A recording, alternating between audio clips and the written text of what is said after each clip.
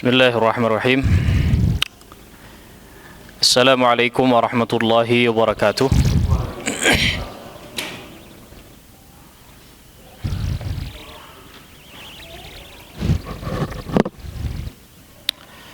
Alhamdulillahi rabbil alamin. Wassalatu wassalamu ala rasulina al-amin Nabiyyina al-karim Muhammadin wa ala alihi wa sahbihi ajma'in wa man tabi'ahum bi ihsanin ila yaumiddin wa sallama tasliman katsiran ila yaumin 'adzim. Qala Allah ta'ala fi kitabihil karim, ya ayyuhalladzina amanu taqullaha haqqa tuqatih wa la tamutunna illa wa antum muslimun. Subhanaka la ilma lana illa ma 'allamtana innaka antal alimul hakim. Allahumma 'allimna ma yanfa'una wanfa'na bima 'allamtana wa zidna 'ilman wa 'amalan salihan ya rabbal alamin. Allahumma inna nas'aluka 'ilman nafi'a wa na'udzu bika min 'ilmin la yanfa'. Rabbi shrah li sadri wa yassir li amri wahlul 'uqdatam min lisani yafqahu qawli.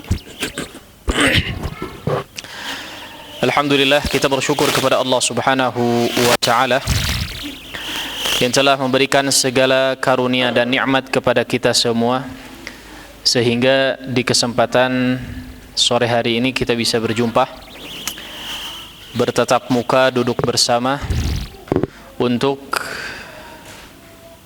mencari suatu kebaikan, kebermanfaatan yang mudah-mudahan bisa mengundang keberkahan bagi kehidupan kita semua. Para hadirin sekalian, kaum muslimin rahimani Allahu wa iyyakum jami'an. Di kesempatan sore hari ini insyaallah tema besar kita mungkin sudah di-share ya. Yaitu tentang hakikat dari hakikat rizki ya.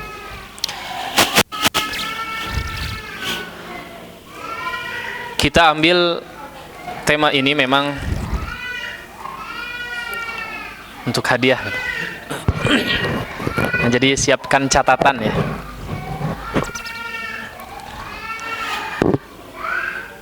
Tema ini diambil memang, atau kalau ada yang ikut kajian saya, tapi jarang ya. Saya kajian jarang diliput juga. Ini pernah saya sampaikan 2 kali kalau seingat saya di beberapa tempat daerah Bandung. Mungkin pernah ya mendengar kajian ini.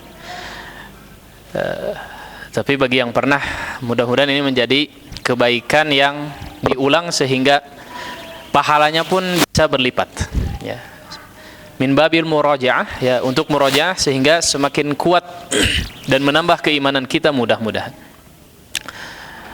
Tema ini saya sengaja ambil dan mencoba untuk menyebarkan kepada kebanyakan kaum muslimin ya, karena memang cukup banyak yang lumayan relate ya, sesuai dengan kehidupan kita. Di antara hal yang menjadi ujian bagi kita adalah masalah rizki ya. Bahkan sebagian orang menganggap masalah rizki itu adalah ujian terbesarnya. Begitu tidak? Kebanyakan orang menganggap begitu ya. Padahal memang ujian itu berbagai macam bentuknya. Dan ujian rizki juga bukan hanya yang berbentuk kekurangan dari sisi finansial sebetulnya, tapi juga kelebihan sekalipun dari sisi rizki, dari sisi finansial itu pun menjadi ujian. Bahkan terkadang ujiannya lebih berat ya. Hanya saja mungkin tidak di-share, tidak diketahui, tidak difahami oleh sebagian yang lainnya. Baik, inilah di antara hal yang mendasari saya ingin coba mengangkat tema rizki ini. Hadirin sekalian, kaum muslimin rahimani Allahu wa iyyakum jami'an, kalau dilihat dari sisi definisi ya, rizki itu tentu saja berasal dari bahasa Arab dari kata rozaqo. Ya, kalau yang belum belajar bahasa Arab, kata dasarnya adalah rozaqo. Ya. Yang dimaknai kalau dalam bahasa Arab ma yuntafa'u bihi. Rizki itu adalah sesuatu yang diambil manfaatnya. Sehingga makna daripada rizki itu sendiri adalah apa saja yang bisa bermanfaat bagi seseorang, apa saja yang bisa memberikan kebaikan dalam kehidupan seseorang, itu namanya rizki. Ya.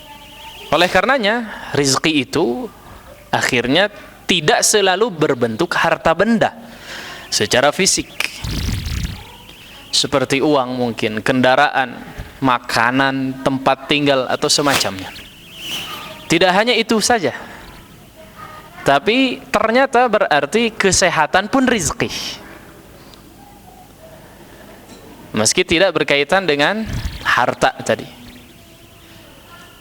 Hidayah, petunjuk pun rizki, ilmu pun rizki,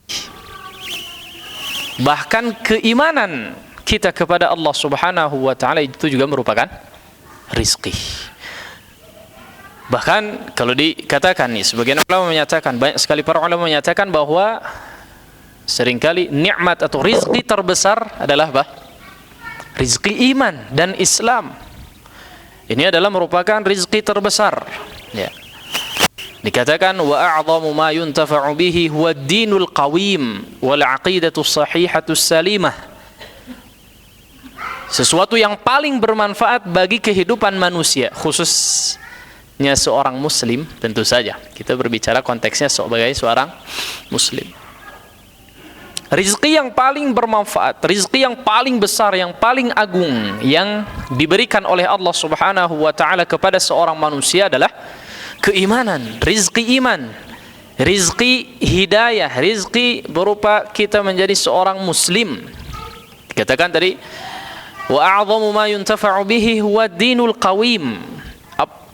Sesuatu yang paling besar manfaatnya adalah ad-dinul qawim, agama yang lurus, wal aqidatu sahihatu salimah, dan aqidah benar lagi lurus. Ya. Bahkan dikatakan fad-dinu huwa a'zamu ma razaqahu Allahu bal huwa sababu tahsilir rizqid daim wan na'imil abadi. Bahkan rizki berupa keimanan tersebut adalah merupakan nikmat terbesar dikarenakan sebab untuk atau keimanan tersebut, keislaman tersebut, hidayah tersebut adalah merupakan sebab mendapatkannya rizki paling tertinggi. Rizki paling tertinggi apa? Ar-rizqud daim wan na'imil abadi, yaitu surga tentu saja. Tidak ada seseorang yang bisa meraih surga Allah Subhanahu wa ta'ala di akhirat kecuali dengan keimanan. Sehingga rizki yang paling tinggi yang Allah Subhanahu wa ta'ala berikan, rizki yang paling agung, paling besar yang Allah Subhanahu wa ta'ala berikan kepada seorang hamba, kepada seorang manusia adalah keimanan kepada Allah Subhanahu wa ta'ala. Dia memeluk agama Islam, dia berada di atas hidayah Islam dan berusaha istiqamah di atasnya. Hadirin kaum muslimin rahimani Allah wa iyyakum jami'an. Afwan, boleh masuk aja nggak apa-apa ya ke dalam. Nah, daripada patumpuk-tumpuk di belakang. Nah, di sebelah sini juga lega keneh ya. Baik. Sehingga bisa ditarik kesimpulan bahwa rizki itu tidak sesempit yang kita bayangkan. Rizki itu tidak sekecil apa yang biasa orang fahami secara umum. Nikmat yang kita rasakan selama ini banyak sekali. Bahkan nikmat yang kita dapatkan dari Allah Subhanahu wa ta'ala biasanya lebih banyak daripada rasa sakit, daripada rasa sedih. Kesenangan kita biasanya lebih banyak. Kita coba akumulasikan sedari lahir atau sedari kecil ketika kita mulai bisa berpikir sampai dengan detik ini, mana yang lebih banyak? senangnya ataukah sakitnya? Senang. Secara umum ya.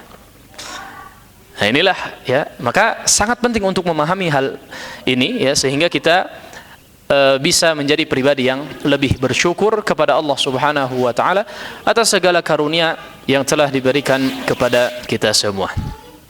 Hadirin kaum muslimin rahimani Allah wa iyyakum jami'an. Setiap kita pasti berharap mendapatkan rizki dari sisi Allah Subhanahu wa taala. Pasti itu. Apapun bentuk rizkinya. Setiap kita pasti berharap diberikan oleh Allah Subhanahu wa taala rizki apapun bentuknya. Ya. Tidak tadi berupa apa? Hanya terbatas secara barang harta benda saja. Tapi setiap apa yang dirizkikan oleh Allah Subhanahu wa taala kita harapkan itu. Dan perlu difahami bahwa sesungguhnya Allah Subhanahu wa taala betul-betul benar-benar telah menentukan dan menetapkan rizki kepada setiap hambanya. Bahkan setiap makhluk yang ada di atas muka bumi ini telah Allah Subhanahu wa taala tetapkan dan tentukan kadar rizki yang sudah atau yang akan diberikan kepadanya. Bahkan sedari kita sebelum lahir, Masya Allah ya. Itu setelah Allah Subhanahu wa taala tentukan ya. Di antaranya yang disebutkan oleh hadis yang cukup masyhur mungkin di hadis Arba'in Nawawi ya, inna ahadakum yujma'u khalquhu fi batni ummihi 40 yawman, dan seterusnya. Di antaranya yang ditentukan ada 4 yang telah ditentukan seorang hamba di dalam perut ibunya sebelum dilahirkan, ketika usianya kurang lebih 3 atau 4 bulan ya. Ditentukan oleh Allah Subhanahu wa taala 4 perkara. Apa saja? Ya. Rizkinya, ajalnya, kemudian kondisinya dia itu akan menderita atau bahagia ya. Semuanya telah ditentukan oleh Allah Subhanahu wa taala ya. Sehingga ini perlu sangat penting untuk kita pahami. Di antaranya juga yang membuktikan bahwa telah Allah Subhanahu wa taala tetapkan rizki kepada setiap hambanya adalah firman Allah menyatakan, wa ka'ayyim min dabbatin la tahmilu rizqaha Allahu yarzuquha wa iyyakum. Betapa banyak para makhluk di atas muka bumi ini yang tidak mampu untuk mengatur rizkinya, susah mencari rizki, kesusahan untuk mendapatkan rizki, tidak bisa mengatur, ada yang boros, ada yang macam-macam. Tapi Allah Subhanahu wa taala telah mengaturkannya. Ini konteksnya sebetulnya adalah kepada hewan. Sebagian hewan itu secara hukum asalnya atau mendasarnya tidak mampu untuk mengolah rizki, makanan dan seterusnya dan semacamnya. Tapi Allah aturkan sehingga ketika beranjak dia itu sudah berumur dan seterusnya, mampulah hewan tersebut. Siapa yang ngajarin? Siapa yang ngaturkan? Apakah belajar? Ada hewan belajar gini cara ngatur rezeki, gini cara memburu, sama ibunya diajarkan? Tidak. Siapa yang kasih tahu? Allah Subhanahu wa taala yang mengaturkan. Subhanallah. Ini kalau kita telisik atau kita teliti lebih dalam lagi, banyak sekali hewan yang tanpa kita fikirkan atau di luar nalar kita, ternyata rezekinya itu seperti ini. Contoh misalnya, kita tahu, mungkin saya juga pernah lihat di video itu, ada burung yang ternyata makanannya itu ikan. Begitu tidak? Dan cara ngambilnya seperti apa? Ngapung tilu terbang dari atas terus notok ke handap ke laut, masuk ke airnya, kemudian dapat ikannya. Siapa yang terpikir makhluk terbang makanannya di dalam laut? Subhanallah. Siapa yang terpikir? Ternyata itu rezekinya. Atau sebaliknya, kadang ada ikan kayak seperti arwana, saya juga pernah lihat videonya. Ternyata di antara makanannya serangga-serangga yang di atas pohon. Dia mengintai dari bawah air, lihat serangga tersebut, kemudian loncat, dapat aja. Subhanallah. Siapa yang tahu?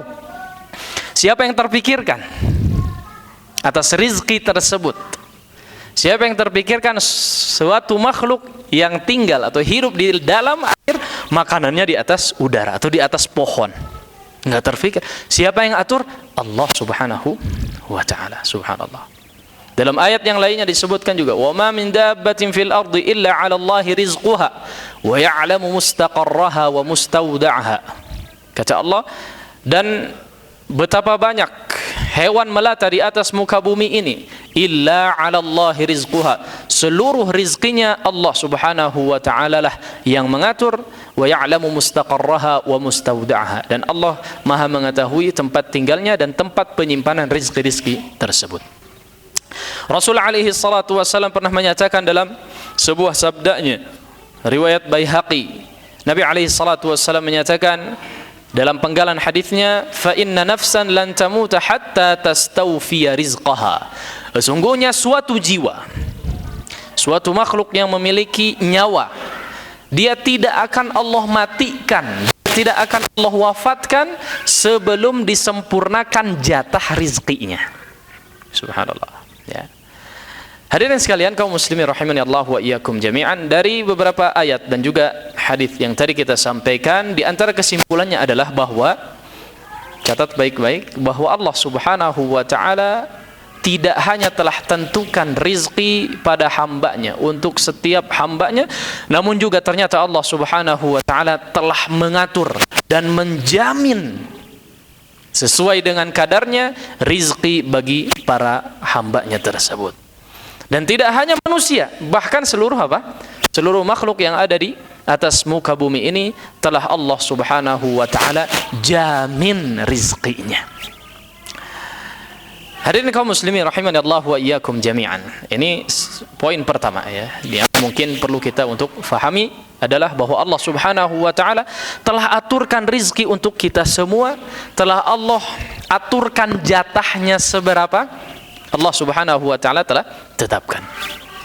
Namun meskipun Allah Subhanahu wa ta'ala telah tentukan rizki bagi seorang hamba, bukan berarti ia hanya berdiam diri menunggu rizki tersebut datang dengan sendirinya. Tentu saja itu tidak mungkin. Akan tetapi seseorang juga perlu untuk berusaha, perlu untuk berupaya, bekerja keras dalam mencari rizki tersebut. Rizkinya telah ditentukan, tapi bagaimana dia dapat rizki tersebut dari apa yang telah Allah tentukan? Harus berusaha. Enggak mungkin rizki itu tiba-tiba mendatanginya dengan sendirinya, tidak mungkin. Perlu usaha, perlu kerja keras ya. Apapun bentuk rizkinya, maka perlu diupayakan. Maka perlu untuk kerja keras, berusaha semaksimal yang bisa dilakukan untuk mendapatkan rizki yang telah Allah Subhanahu wa ta'ala tetapkan tadi. Dan inilah sebetulnya hakikat dari rizki yang telah Allah Subhanahu wa ta'ala tentukan, yaitu diupayakan. Diupayakan, diusahakan. Seorang mukmin wajib untuk berupaya, berusaha dalam mendapatkan rizki yang telah Allah Subhanahu wa ta'ala tetapkan tersebut. Jadi tidak hanya asal terabas, tidak hanya asal apa saja. Yang penting bisa didapatkan, yang penting mudah untuk didapatkan, yang penting banyak. Tidak demikian untuk seorang muslim. Tapi juga bagaimana dia berusaha, seberapa keras dia bekerja, seberapa besar ia berkorban, sejauh mana upaya yang dilakukan, halal ataukah haram, ini juga sangat-sangat penting untuk diperhatikan bagi seorang muslim dalam mencari rizki yang telah Allah Subhanahu wa ta'ala tetapkan.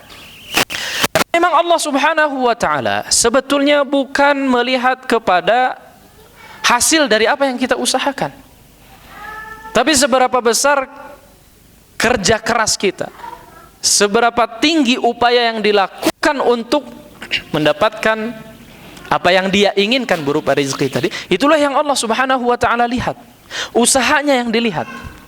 Karena ini salah satu bentuk ibadah, usahanya yang dilihat ya. Dan sebagian kita rata-rata apa? Yang penting mah besar, yang penting mudah, yang penting cuan dan seterusnya. Begitu tidak?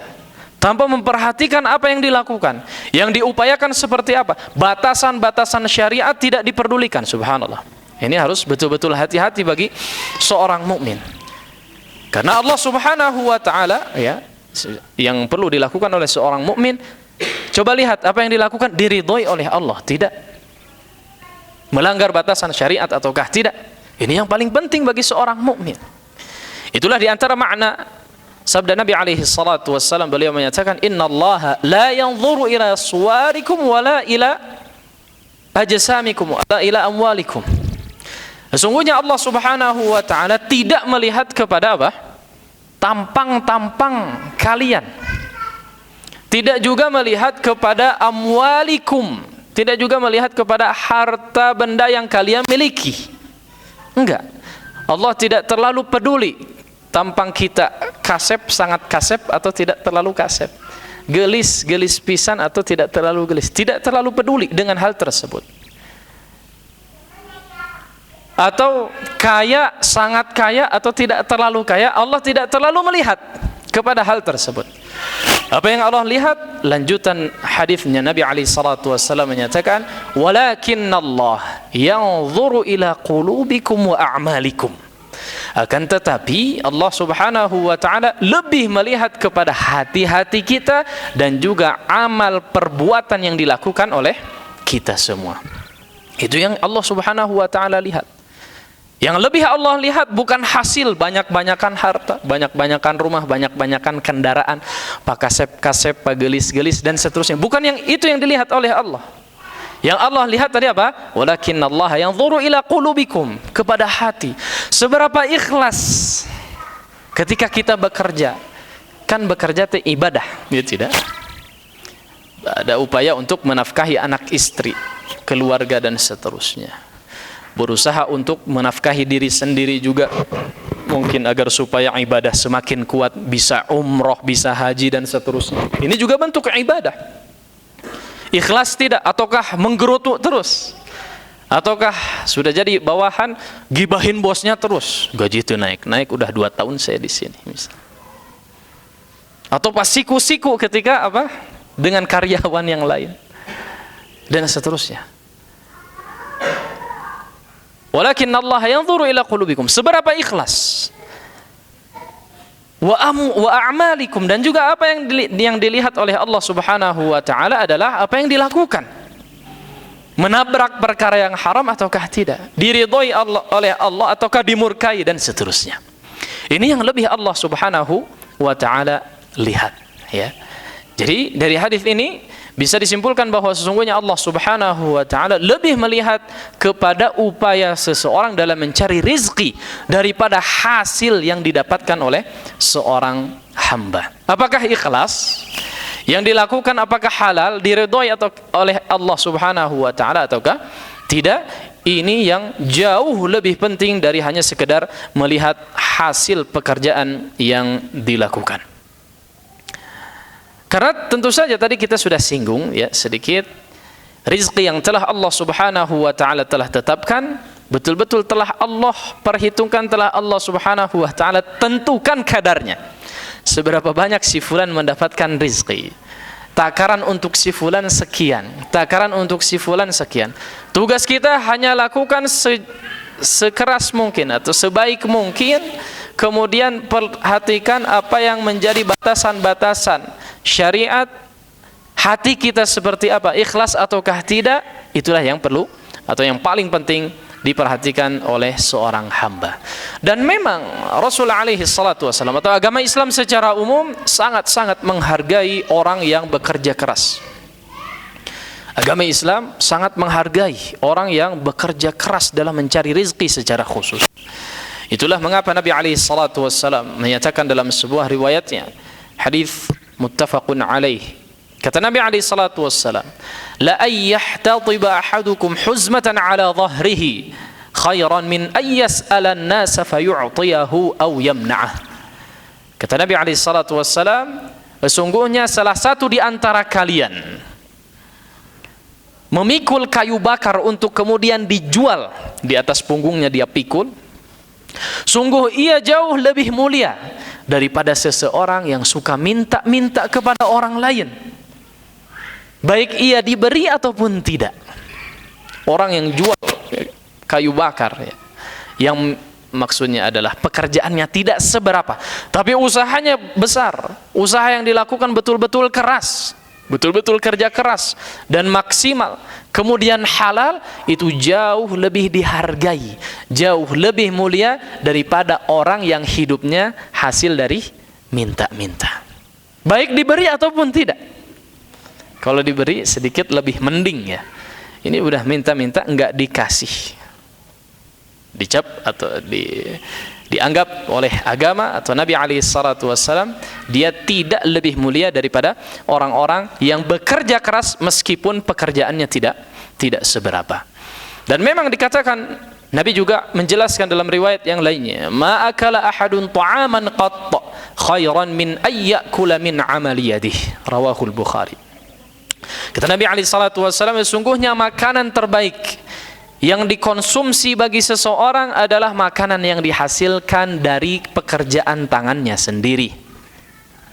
Ya, dari dalil tersebut maksudnya adalah di antara kesimpulannya bahwa Islam sangat menghargai orang yang bekerja keras dalam mencari rizki, dan orang yang hidup dari hasil jerih payahnya sendiri, ia lebih mulia daripada seseorang yang hidup dari hasil meminta-minta dari orang lain. Kemudian yang juga perlu kita ingat bahwa setiap usaha yang dilakukan, tadi sudah disinggung, setiap usaha yang dilakukan dari pekerjaan seseorang, jika ia niatkan dengan ikhlas, didasari karena memang ingin memberikan nafkah kepada anak istrinya, untuk menguatkan badannya sehingga dia lebih bersemangat, dia lebih kuat lagi dalam beribadah, maka ini juga bisa bernilai ibadah, dihitung ibadah kepada Allah Subhanahu wa ta'ala. Maka hendaknya setiap kita berusaha keras dalam mencari rizki ini dan benar-benar betul-betul memperhatikan apa yang dilakukan, apakah halal ataukah sebaliknya, apakah diridhoi ataukah dimurkai oleh Allah Subhanahu wa ta'ala. Karena memang tadi kita sudah singgung bahwa ini jauh lebih penting dari hanya sekedar melihat hasil dari usaha yang dilakukannya. Baik. Kemudian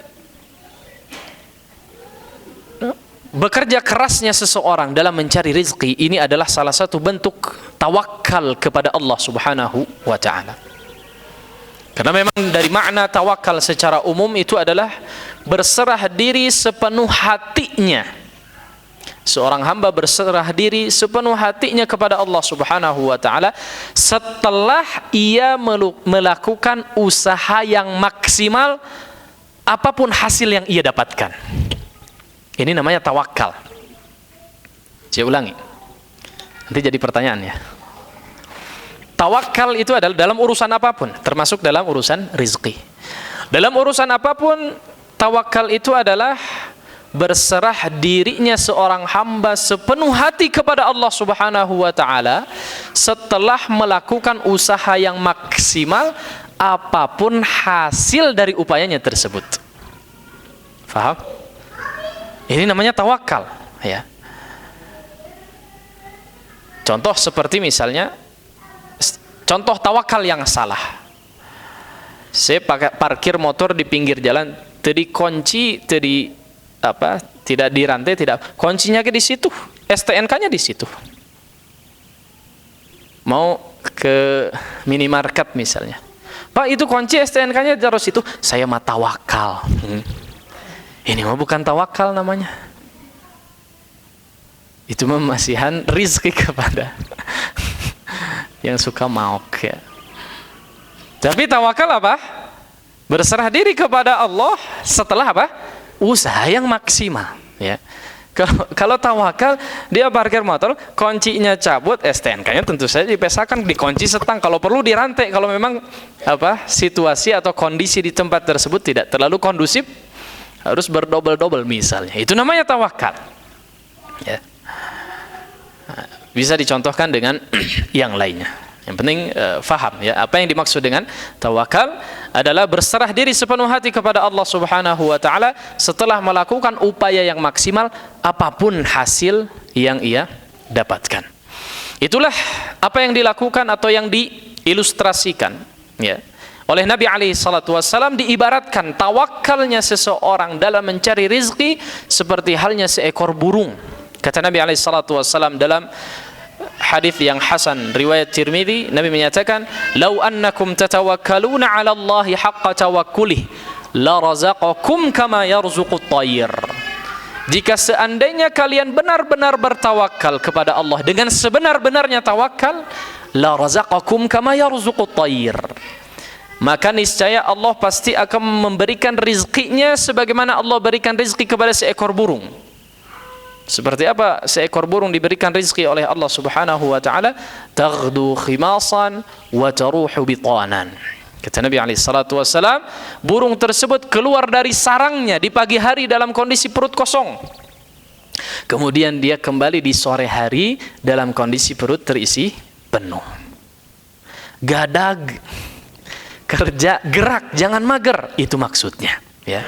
Jadi maksudnya adalah bekerja keras, ya. Aduh, kayaknya rizki saya mah emang segini, tapi ucang angge, kerjaannya teh di rumah, ya. Diem aja, maka rizki nggak datang ya. Temennya maksudnya merenya. Maksudnya apa? Jangan menunggu rizki datang sendiri, tapi diusahakan, dicari. Apapun yang bisa dilakukan maka dilakukan. Maka setiap kita hendaknya berusaha bertawakal kepada Allah Subhanahu wa taala dengan sebenar-benarnya tawakal sebagaimana yang dilakukan oleh seekor burung tadi. Hadirin kaum muslimin rahimani Allah wa iyyakum jami'an. Ketika Allah Subhanahu wa taala memerintahkan untuk bekerja keras dengan maksimal, secara khusus dalam mencari rizki, bukan berarti kemudian sekali lagi ia berbuat dengan sebebas-bebasnya tanpa melihat apa yang dibatasi oleh syariat, tanpa melihat apa yang Allah Subhanahu wa taala haramkan, tanpa melihat apa yang Allah Subhanahu wa taala murkai jika dilakukan oleh seseorang.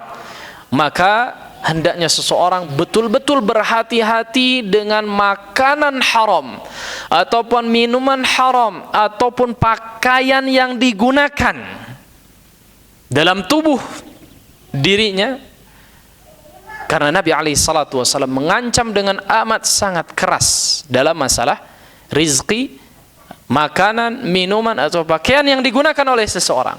Kata Nabi alaihissalatu wassalam, beliau menyatakan, la yadkhulul jannata lahmun nabata min suhtin abada an-naru aula bihi.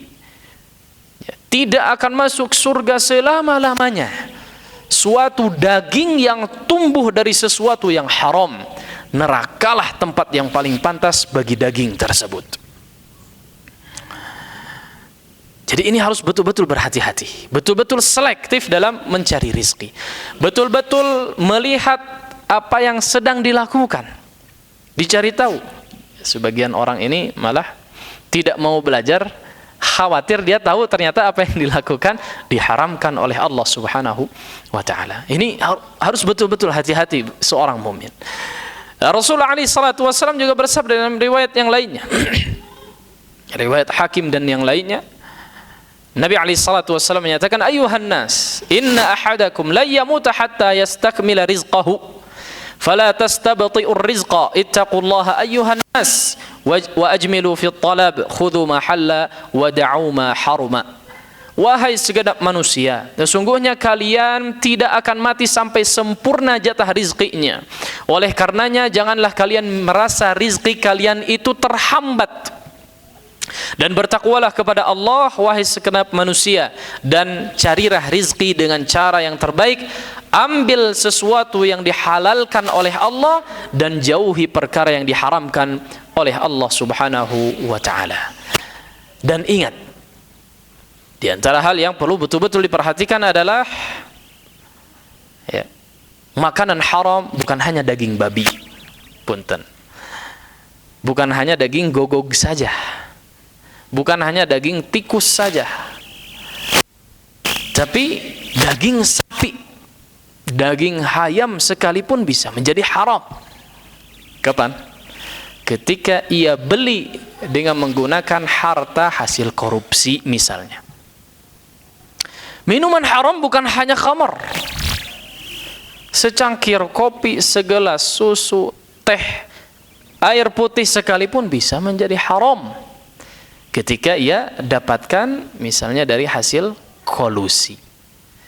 Atau dengan cara apapun yang tidak diridhoi oleh Allah Subhanahu wa ta'ala. Maka hendaknya setiap kita ya wajib betul-betul memperhatikan apa yang telah kita dapatkan dari apa yang kita upayakan dalam mencari rezeki. Ya. Jadi kita itu akan dihisab subhanallah oleh Allah Subhanahu wa taala untuk setiap apa yang kita usahakan, tidak terkecuali semua pemasukan yang kita dapatkan. Meskipun belum kita manfaatkan ya. Kita tabung nih, misalnya udah puluhan juta, puluhan M meren ya. Ini banyak pengusaha meren ya. Mudah-mudahan jadi pengusaha sukses semuanya. Nggak ada aminnya. Kayaknya udah sukses semua. Masyaallah. Semoga Allah berkahi. Ya. Kita ini tumpuk nih, sebagian kita ya, kebanyakan tumpuk harta atau fulus yang paling utama tentu saja, atau beli aset, mungkin sebagian main aset. Kita tumpuk puluhan juta, mungkin puluhan M-an itu mungkin di rekening. Itu dihisab oleh Allah Subhanahu wa taala. Dapat dari mana? Dengan cara apa? Padahal belum kita nikmati. Subhanallah. Begitu tidak? Belum kita nikmati sudah Allah akan hisab. Apalagi kita mungkin yang kita nikmati mungkin 5%, enggak sampai 20%. Kita masih tumpuk misalnya. Kita sudah meninggal, dihisab semua tuh. Misalnya 20 M tadi yang kita masih ada di rekening. Dari mana itu? Meskipun dibagi mungkin secara warisan, ya, secara hukum waris dibagikan kepada ahli waris, tapi itu hasil dari apa yang kita lakukan. Apa yang kita lakukan halal ataukah tidak? Apa yang kita lakukan diridhoi Allah oleh Allah ataukah tidak? Itu dihisab oleh Allah Subhanahu wa taala. Allah Subhanahu wa taala menyatakan, "Tsumma latus'alunna yauma idzin 'anin na'im" dalam surat At-Takatsur. "Tsumma latus'alunna", dan sungguh benar-benar Allah Subhanahu wa taala akan menanyakan tentang setiap nikmat yang telah didapatkan oleh seorang hamba. Maka harta itu yang halalnya dihisab dan yang haramnya diazab. Subhanallah. Maka betul-betul sangat perlu untuk kita perhatikan. Baik.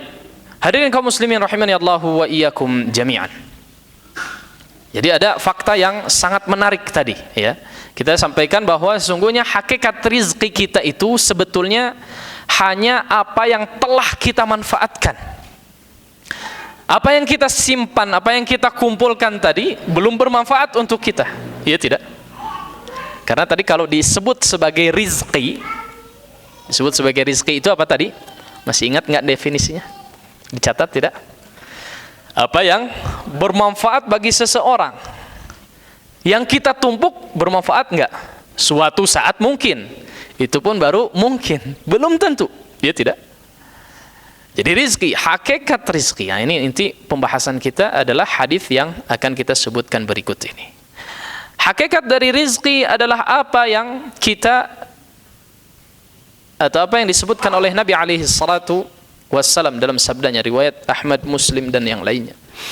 Bani Adam, manusia itu sering mengatakan, ini hartaku, ini hartaku. Suka ngaku-ngaku hartaku. Mungkin benar, tapi berikutnya Nabi SAW ingin menyatakan harta atau rizki yang sesungguhnya bagi seorang hamba itu seperti apa? Yang pertama adalah wahal laka ya bna adam min malika illa, sesungguhnya wahai manusia, harta sesungguhnya yang engkau miliki itu adalah satu dari tiga, atau mungkin tiga-tiganya. Selain daripada tiga ini bukan hartamu.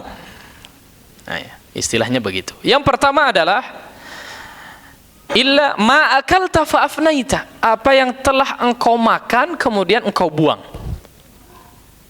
atau masuk ke dalam tubuh. Itu yang menjadi rizki. Yang kedua adalah au labista fa ablaita. Yang kedua adalah apa yang engkau gunakan, apa yang engkau pakai kemudian rusak, sudah tidak terpakai lagi. Itu rizki bagimu. Yang kedua, entah itu pakaian, baju, topi, celana, ya, peci, sepatu, sandal, kendaraan, bisa jadi rumah. Kadang dalam kurun waktu tertentu sudah tidak bisa terpakai lagi, ya direnov lagi, enggak bisa terpakai, kadang runtuh betul-betul atau tidak bisa dipakai dan seterusnya. Intinya sudah dipakai, sudah digunakan, sudah mendapatkan manfaat daripada barang tersebut, itulah rizki yang sesungguhnya bagi Bani Adam, bagi manusia. Itu yang kedua. Yang terakhir, ini yang paling susah untuk dilakukan dan mungkin susah bagi sebagian orang untuk didapatkan. Hakikat daripada rizki bagi seorang hamba adalah au tasaddaqta fa amdaita, atau hakikat rizki yang benar-benar menjadi milikmu adalah apa yang disedekahkan, apa yang diinfakkan di jalan Allah, maka engkau akan petik hasilnya di akhirat kelak. Itu hakikat rizki. Rizki yang sesungguhnya bagi seorang hamba, saya ulangi, nanti ditanya ya. Yang pertama apa? Apa yang dimakan atau yang dikonsumsikan, makanan ataupun minuman, mungkin obat ya, atau apapun yang dikonsumsikan, kemudian dia masuk perut, kemudian dibuang. Yang kedua apa? Apa yang digunakan, dipakai, pakaian, baju, celana, topi, peci, sendal, atau kendaraan dan seterusnya. Yang terakhir apa? Apa yang disedekahkan, apa yang diinfakkan di jalan Allah Subhanahu wa ta'ala, maka betul-betul akan ia petik hasilnya, petik buahnya ketika di akhirat berjumpa dengan Allah Subhanahu wa ta'ala. Inilah hakikat rizki.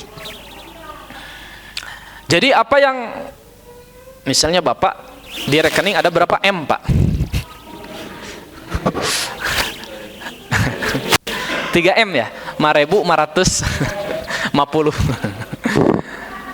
Misalnya Bapak puluhan M itu belum tentu punya rizki kita. Betul tidak? Kecuali dengan 3 hal yang tadi disebutkan oleh Nabi alaihi salatu wasallam. Kalau 5 M tadi, meskipun 5.550 tadi, mudah-mudahan betul-betul jadi 5 miliar lebih ya. Kemudian bermanfaat. Kalau mau jadi betul-betul rizki kita, lakukan atau gunakan untuk salah satu dari 3 yang tadi disebutkan oleh Nabi alaihi salatu wasallam. Gunakan untuk dibelikan misalnya makanan, minuman, dan seterusnya, atau dipakai, digunakan, itu betul-betul menjadi rezeki kita. Atau yang terakhir, digunakan untuk infak sedekah di jalan Allah Subhanahu wa ta'ala, karena itu akan, ingat definisi daripada rezeki apa? Apa yang bermanfaat bagi kita semua. Mungkin saat itu tidak bermanfaat bagi kita ketika diinfakkan di jalan Allah Subhanahu wa ta'ala, tapi di akhirat kita akan panen hasilnya dengan amat sangat besar di hadapan Allah Subhanahu wa ta'ala. Hadirin kaum muslimin rahimani Allah wa iyyakum jami'an, itulah inti kajian kita adalah hadis tadi.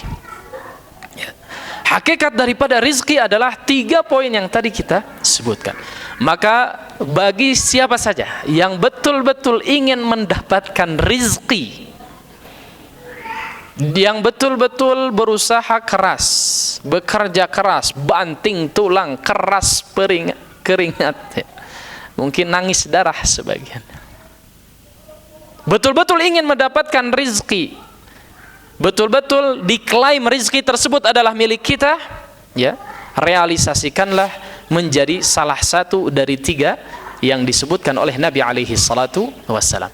Yang paling menguntungkan mana? Tentu saja yang ketiga. Kalau kita bahas tentang infak sedekah di jalan Allah Subhanahu wa ta'ala, bisa jadi tabligh akbar 2-3 jam juga nggak bakal habis ya. Ini panjang lagi kajiannya. Tapi intinya adalah apapun yang kita upayakan dari mencari rizki, mudah-mudahan Allah Subhanahu wa ta'ala berkahi, sehingga setiap apa yang dilakukan betul-betul membawa kebaikan, membawa kebermanfaatan. Dan perlu betul-betul kita camkan bahwa rizki yang sesungguhnya, hakikat daripada rizki yang telah Allah Subhanahu wa ta'ala berikan kepada kita, apa yang telah kita manfaatkan, dan bentuknya ada 3 sebagaimana yang tadi kita telah sampaikan. Hadirin kaum muslimin rahimani Allah wa iyyakum jami'an.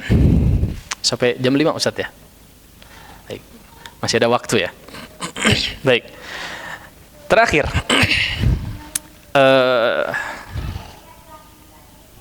Masih banyak poinnya nih. Baik. Baik, poin terakhir. Mungkin yang perlu juga untuk kita fahami adalah bahwa sungguhnya patokan rizki itu secara umum biasanya bagi orang-orang awam seperti kita, biasanya patokan rizki itu adalah apa yang dia lihat, apa yang tampak dari banyaknya, dari kuantitas yang terlihat. Si fulan rizkinya bagus, tampak dari apa? Punya mobil, rumahnya besar, motornya 5, istrinya meskipun 1 misalnya,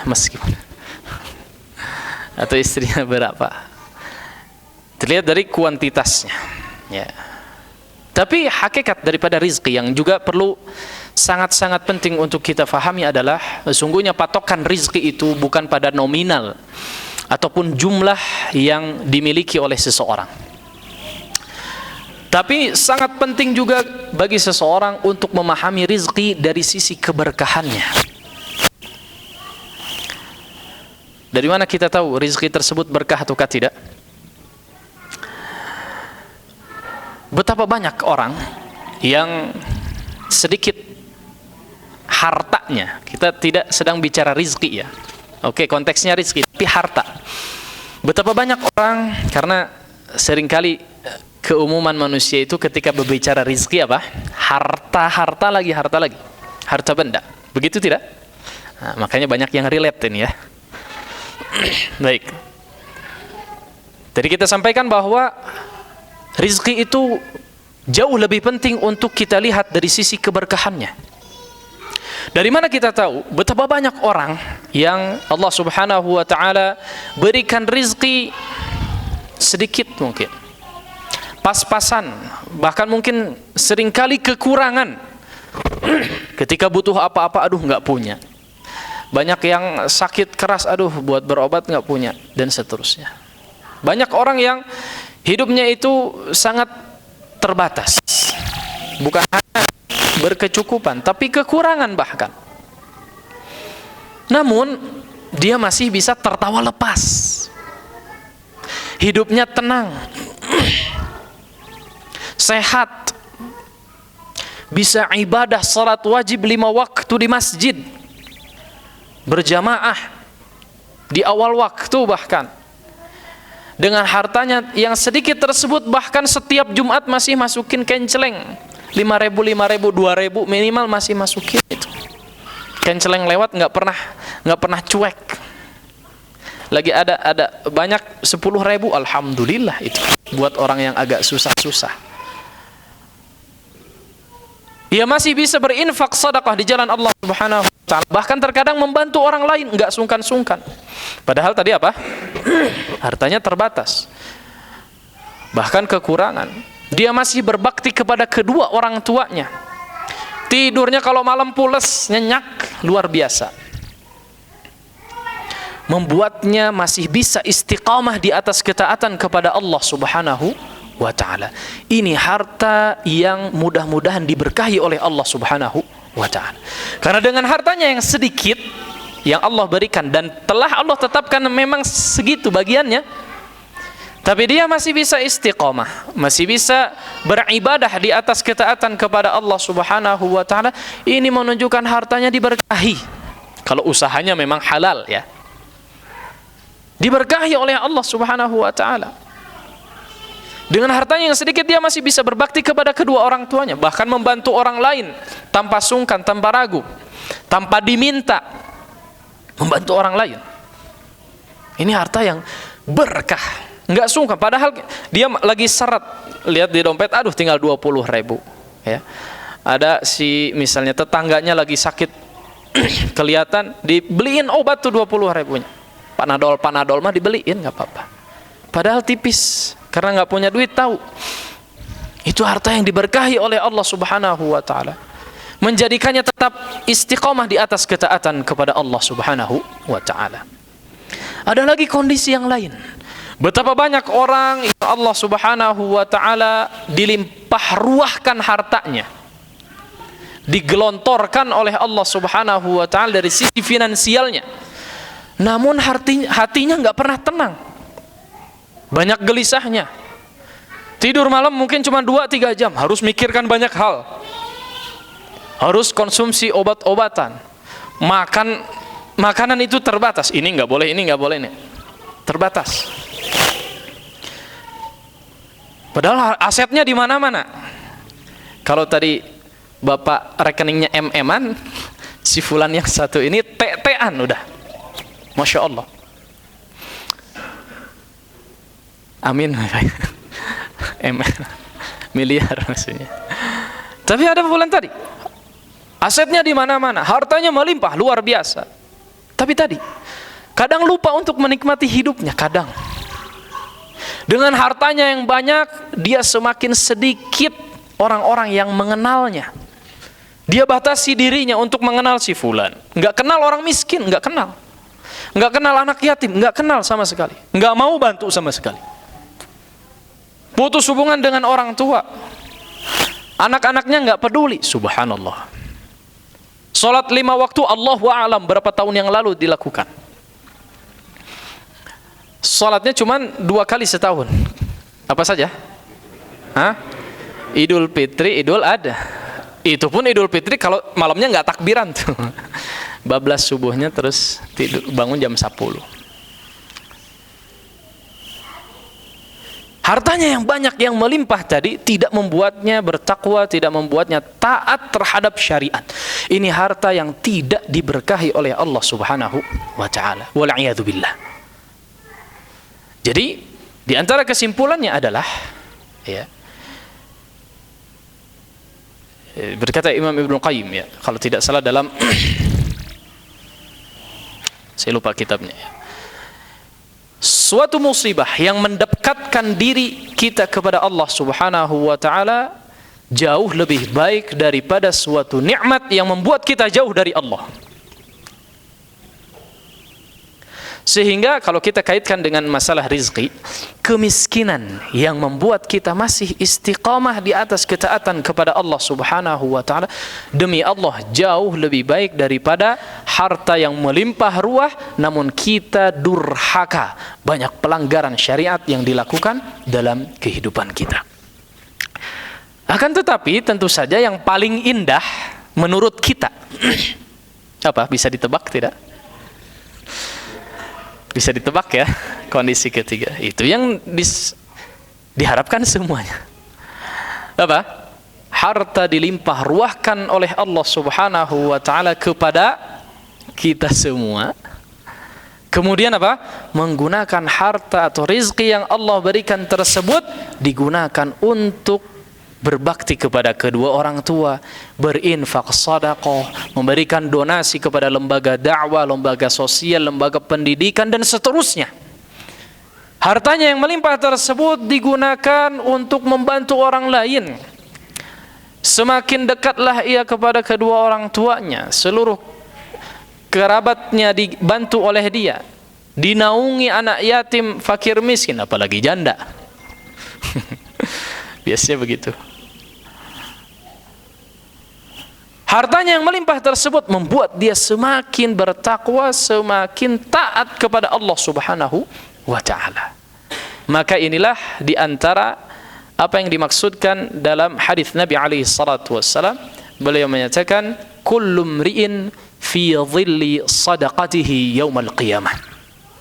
Seseorang akan mendapatkan naungan sebesar apa yang telah ia infakkan semasa hidupnya ketika di dunia. Semakin besar infak sedekah yang dikeluarkan selama hidupnya, maka semakin besar pula naungan yang akan ia dapatkan di akhirat kelak. Yang mana di kondisi tersebut, yauma la dhilla illa dhilluh. Kata Nabi SAW, di padang mahsyar tersebut tidak ada naungan kecuali naungan yang diberikan oleh Allah Subhanahu wa taala. Di antaranya adalah orang yang berinfak sedekah di jalan Allah Subhanahu wa taala semasa hidupnya. Semakin besar infak sedekah atau semakin sering juga infak sedekah yang dikeluarkan oleh dirinya semasa hidupnya, maka semakin besar pula naungan yang akan ia dapatkan di akhirat kelak.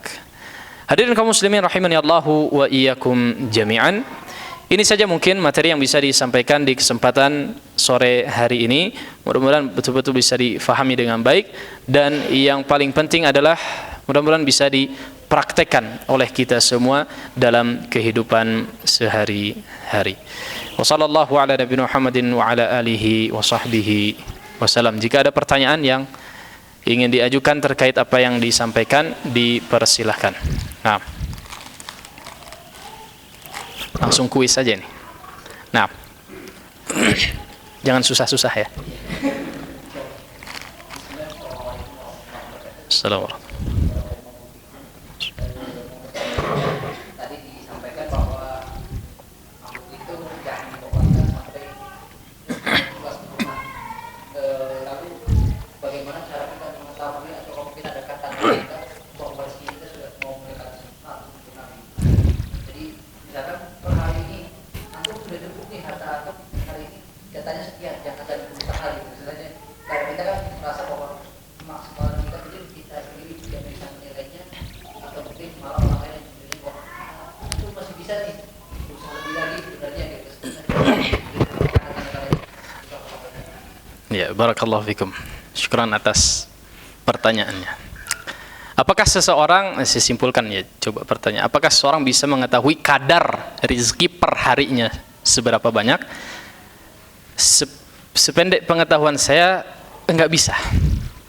Enggak bisa tahu, ya. Oh, saya udah dapat, kalau mungkin ojek online udah dapat 50 penumpang. Kayaknya rezeki saya udah sampai sini. Enggak bisa ya. Atau jualan, yang apa di toko, ini beras saya udah 50 karung. Kayaknya udah cukup rezeki saya segini. Ternyata ada yang beli lagi, enggak ada yang tahu. Ya. Enggak ada yang tahu batasan rezeki kita seperti apa. Yang wajib dilakukan adalah apa yang diupayakan. Kita wajib berusaha keras, kita wajib memperhatikan apa yang dilakukan, hasil dari apa yang dilakukan serahkan kepada Allah Subhanahu wa taala. Itulah bentuk tawakal, ya. Makanya jadi misteri. Kalau setiap orang tahu atau ada tanda-tandanya, saya rasa nggak ada, ya. Kalau ada tanda-tandanya nanti bisa banyak orang-orang malas kayaknya, ya. Allahu a'lam. Nah. Ada lagi? Nah, untuk penanya boleh dikasih hadiah. Tafadhal akhi. Barakallahu fikum. Ada lagi siap untuk kuis? Atau pertanyaan dari akhwat ada? Cukup ya? Baik, pertanyaan kalau begitu. Balik nanya saya. Ada yang mau ngacung duluan? Takut. Takut pertanyaannya susah ya. Nanti kalau pertanyaannya diajukan banyak yang ngacung. Berarti cepet-cepetan ya. Apa definisi ringkas dari rizki? Nah, silakan Bapak.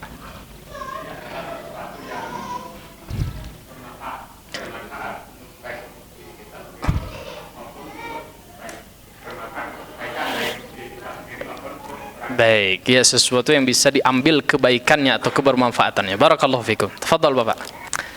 Masih ada 4 lagi, banyak juga ini. Baik. Berikutnya, siapa yang bisa menyebutkan satu ayat aja yang tadi disampaikan? Ayat yang mana aja? Ada yang masih ingat? Silakan Bapak.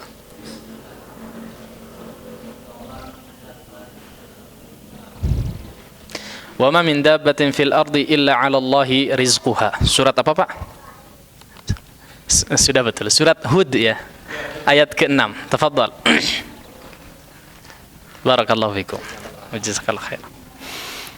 Baik, ada yang bisa nyebutkan hadis yang disebutkan tadi? Ibu-ibu boleh, akhwat. Kalau ada yang ngacung, tolong dikabari. Susah ya? Baik, kalau begitu sebutkan satu rizki yang sesungguhnya yang disebutkan oleh Nabi. Silakan, Pak. Yang diinfakkan, yang disedekahkan. Silakan, Bapak, satu aja. Barakallahu fikum. Ada yang lain, ada 3. Yang 2 lagi apa? Mangga. Yang kita makan lalu bukan habis makan terus dibuang ya, tapi dimakan masuk terus terbuang. Barakallahu fikum. Akhwat ada? Oh ya, buat akhwat, pertanyaan untuk akhwat. Ada satu lagi tadi yang rizki sesungguhnya yang belum tersebut. Akhwat dulu Pak ya. Aduh, satu lagi nih Pak. Iya, yang digunakan, yang dipakai sampai rusak. Sing apik Bu ya, nanti biar nggak cepat rusak. Ya, barakallahu fikum ini. Ya nanti dikasih ya. Baik, demikian saja mungkin kajian di kesempatan sore hari ini. Mudah-mudahan betul-betul bisa difahami dengan baik ya.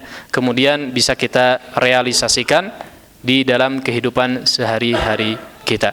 Intinya yang disampaikan tadi adalah di antaranya hendaknya kita berusaha untuk meningkatkan ketakwaan kita kepada Allah Subhanahu wa taala di setiap apa yang kita lakukan, tidak terkecuali dalam hal mencari rizki yang telah Allah Subhanahu wa taala tentukan tadi. Dan yang paling penting inti daripada kajian kita apa yang disabdakan oleh Nabi alaihi salatu wasallam, bahwa rizki yang sesungguhnya bagi seorang hamba adalah salah satu dari tiga atau ketiganya, yaitu apa yang dimakan kemudian dia masuk atau hilang atau dibuang, kemudian apa yang digunakan sehingga tidak bisa dipakai lagi, dan yang terakhir adalah apa yang diinfak atau sedekahkan di jalan Allah Subhanahu wa taala sehingga ia akan memperoleh hasilnya, memanen hasil apa yang disedekahkan tersebut di akhirat kelak. Demikian, wassallallahu ala nabiyina Muhammadin wa ala alihi wa sahbihi wasallam. Wallahu taala a'la wa a'lam, wa akhiru da'wana alhamdulillahirabbil alamin.